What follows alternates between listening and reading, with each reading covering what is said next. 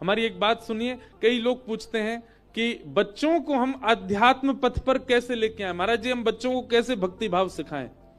हमारी बात माने तो हम स्पष्ट रूप से कहें, बच्चों को बचपन से ही हनुमान चालीसा, बच्चों को बचपन से ही गायत्री मंत्र, बच्चों को बचपन से ही श्लोक आदि ये सब रटाना इतना आवश्यक नहीं है।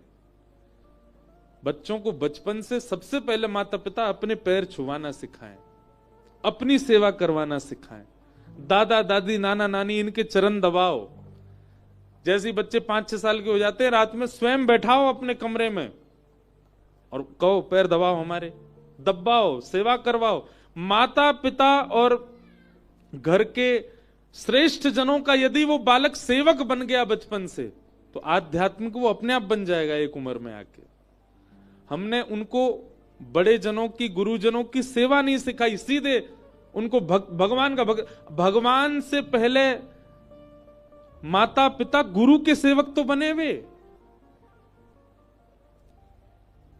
मैं घरों में जाता हूं, छोटे छोटे बच्चे गायत्री मंत्र बोल रहे हैं, अच्छा लगता है, चलो ठीक है कुछ तो सिखा रहे हैं माता पिता, पर उनको प्रणाम करना नहीं आता, उनको दंडवत करना नहीं आता।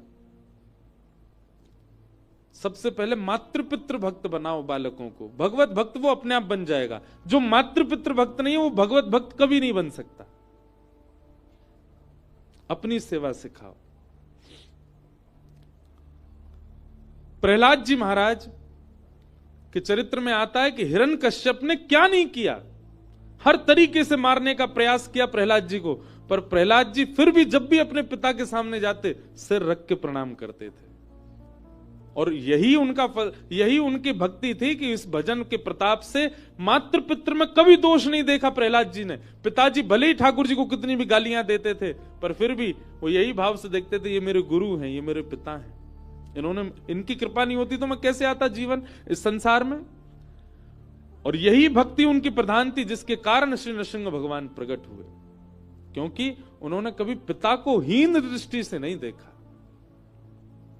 आजकल के बच्चे सब कर रहे हैं, गंगा जी में नहा रहे हैं, तीर्थ भी जा रहे हैं, पर घर में बैठे लक्ष्मी नारायण माता पिता के रूप में उनको नहीं बच रहे, उनको नहीं पूज रहे।